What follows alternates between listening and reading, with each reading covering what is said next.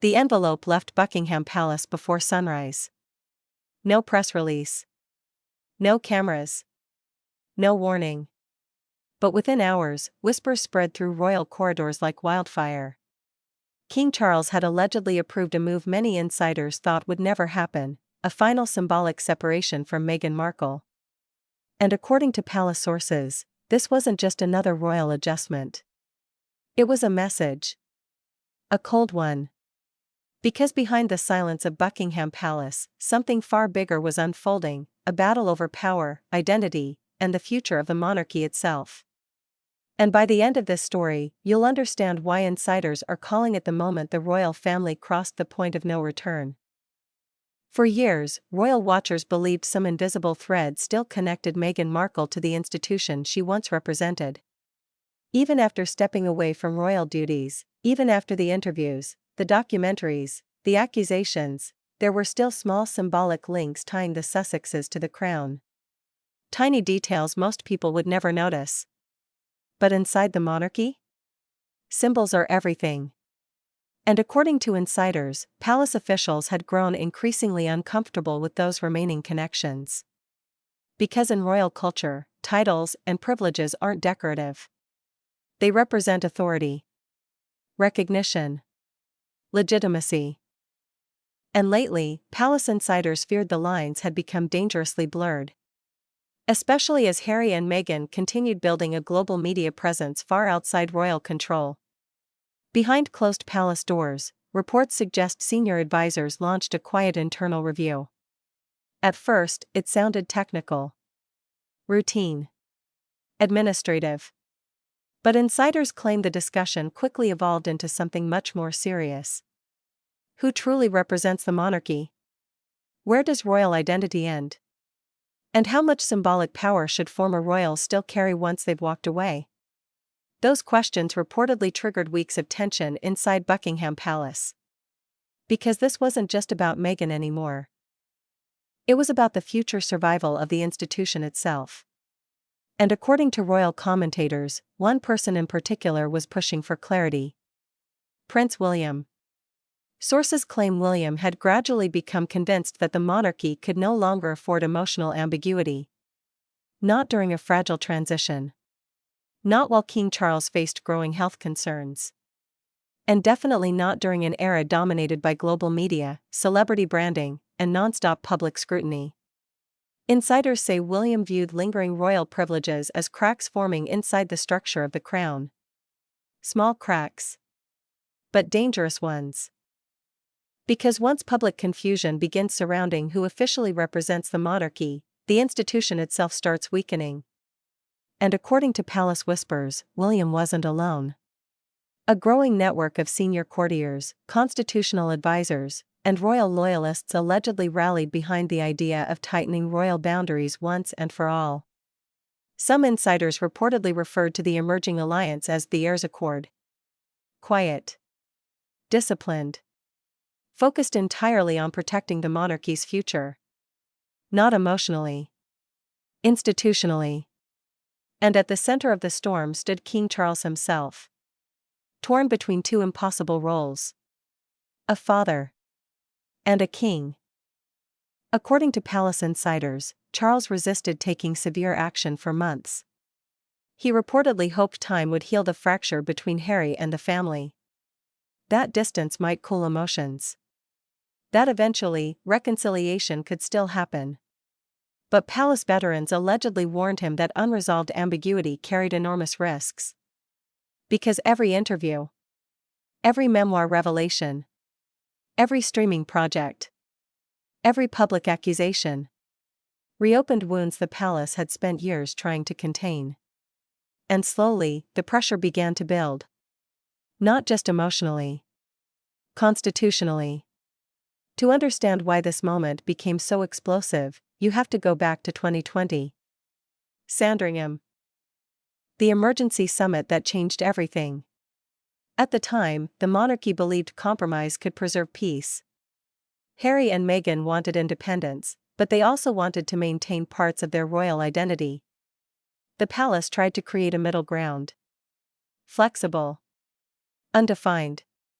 carefully balanced. But insiders now claim that compromise planted the seeds of today's crisis. Because ambiguity may calm conflict temporarily.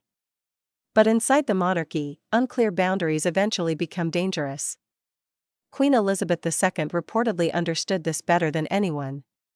Royal historians often describe her handling of the Sussex crisis as restrained, disciplined, and incredibly cautious. She avoided escalation, protected family dignity, and delayed harsher decisions whenever possible. But according to insiders, many tensions were never actually resolved during her reign. Only contained, held beneath the surface, waiting. And after her passing, everything changed. Because the monarchy entered a completely new era. A weaker king facing health struggles. A future king preparing for power. And a royal institution suddenly obsessed with survival. That's when insiders claim William's influence quietly expanded behind palace walls. The future king allegedly became increasingly focused on discipline, hierarchy, and institutional clarity. Not emotion. Not sentiment. Structure.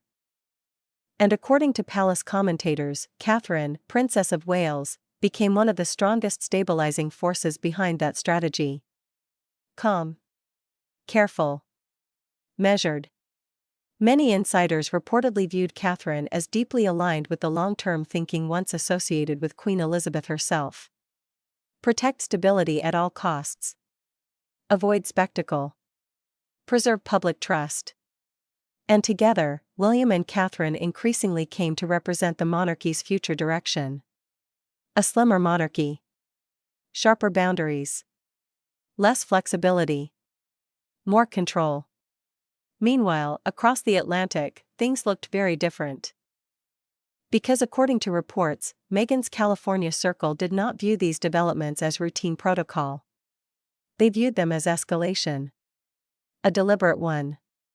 Sources claim advisors inside the Sussex camp immediately recognized the symbolic importance of the palace's actions. Lawyers reportedly became involved. Media strategists monitored headlines. And behind closed doors, concern rapidly intensified.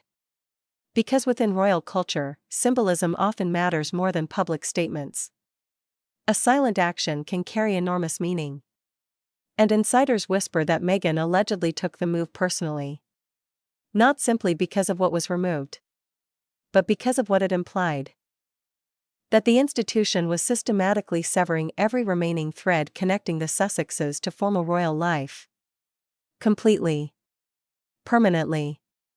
At the same time, Prince Harry reportedly became increasingly frustrated by the widening divide inside the family. According to sources familiar with palace dynamics, Harry allegedly viewed each new institutional separation as proof reconciliation was slipping further away. What once looked like temporary family turbulence now appeared to be hardening into permanent estrangement. And that realization created anxiety on both sides of the Atlantic. Because beneath all the headlines, all the arguments, all the royal drama, there was something even more dangerous unfolding. A war over narrative control. Who gets to define the monarchy's future? The palace?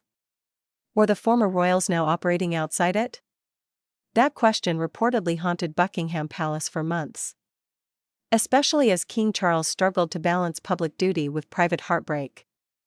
Insiders claim palace advisors repeatedly warned Charles that symbolic uncertainty could weaken the crown during one of the most fragile periods in modern royal history. And eventually, the king faced a brutal reality. The monarchy demanded clarity. Even if the family paid the emotional price. Then came the final approval.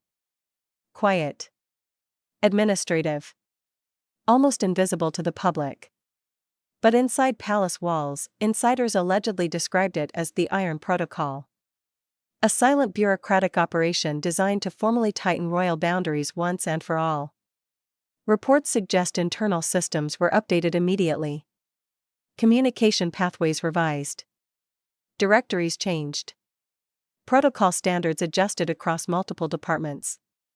No dramatic confrontation. No public announcement. just cold institutional precision. One insider reportedly described it as bureaucratic warfare. Methodical. Emotionless. Final. And when whispers of the move reached the media, everything exploded. By nightfall, social media had become a battlefield. Royal loyalists praised King Charles for defending tradition and protecting institutional discipline. Sussex supporters accused the palace of cruelty and symbolic humiliation. Television debates turned furious. Online arguments spiraled out of control. Suddenly, a quiet administrative decision buried deep inside palace bureaucracy had transformed into one of the year's most emotionally divisive royal controversies. And according to royal commentators, the public reaction exposed something much bigger than Meghan Markle herself. It exposed a growing identity crisis inside the monarchy. Can a centuries-old institution survive in the modern celebrity era? Can royal symbolism coexist with independence? Can family loyalty survive constitutional duty? Or does the crown always win in the end? Inside Buckingham Palace, insiders reportedly feared the damage had already gone too far. Because every new separation pushed Prince Harry further away from the family. Questions immediately surfaced about future royal appearances. Ceremonial invitations. Public roles. And whether Harry would ever again hold a meaningful place inside the monarchy's operational future. Some palace veterans privately admitted the chances of full reconciliation now appeared painfully slim. And perhaps that's what makes this story so tragic.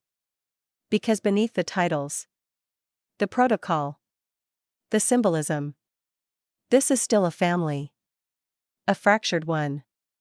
A wounded one.